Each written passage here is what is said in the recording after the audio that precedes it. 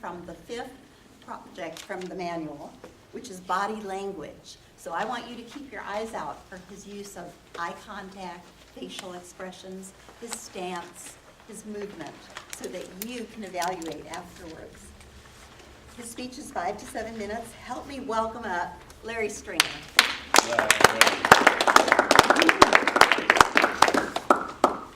Madam Toastmaster, fellow Toastmasters, guests, this speech being one that I'm supposed to focus on body language, I kind of took the easy road because I chose one of my favorite subjects, as you well know, which you can tell by the screen, is skydiving.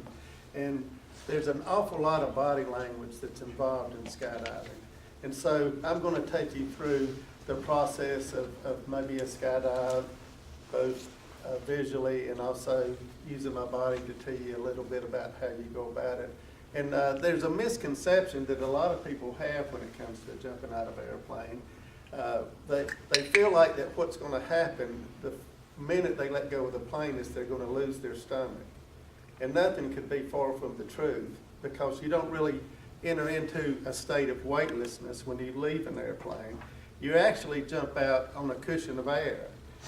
It's a cushion of air that ends up building up to 120 miles an hour after 12 seconds. And so skydiving, as you'll see in the video, doesn't resemble falling, it resembles floating. If you can picture yourself the last time you went into a swimming pool and you were floating, you didn't feel weightless, you just felt like you were floating on water.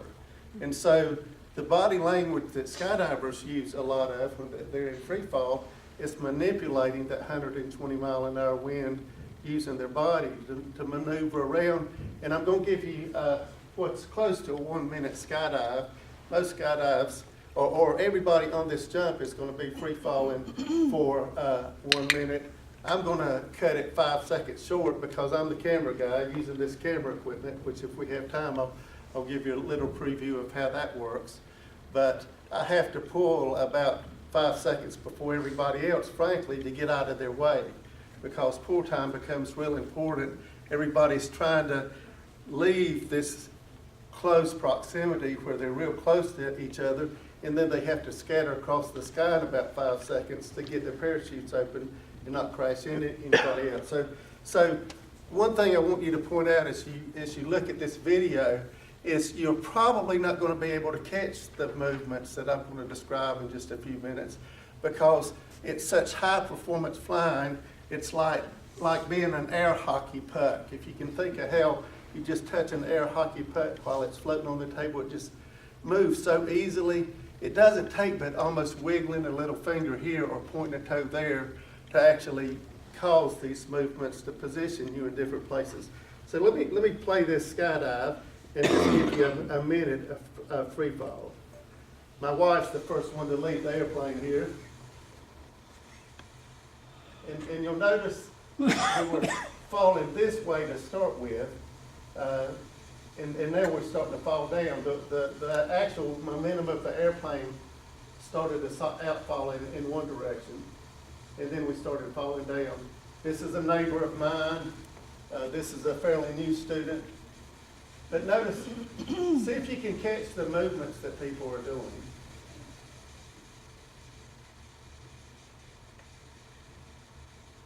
By the way, there's a beginner on here that's making this a little bit shaky. The gal in the green. So it's quite wobbly. But watch how they turn, and watch their hands drop down when they turn, and they'll point their toes. And watch how fast they move away from me.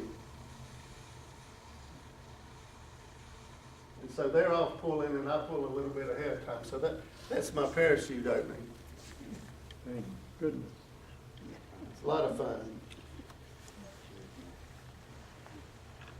Just to give you an idea of what type of equipment we have to use when we're skydiving. I chose my wife's jumpsuit because mine's a little taller, and I wanted you to kind of get an idea of see this one visually a little better. It's basically designed to help you manipulate the air if she was wearing this, you'd see that she has a little bit of wing in here to kind of catch the air when she's in free fall. And it has something unusual as far as the feet are concerned, which are called booties. You notice that the cloth goes all the way down to her toes to sort of streamline herself when she's doing that last maneuver you saw her do, which was track away from everybody. You'd be surprised how little parts of your body can influence free fall. And because of those booties, when you turn and track away like you saw everybody do, they went from this position, which was keeping everybody stable throughout the jump, to this position, which meant they didn't have the air resistance here. They put their hands behind their back and they focused on pushing air out their back by pointing their toes. And so, did you notice how everybody just shot away from each other? Well, the reason they did that is because they didn't have the resistance up here when they were flying. You notice their hands were out here an awful lot.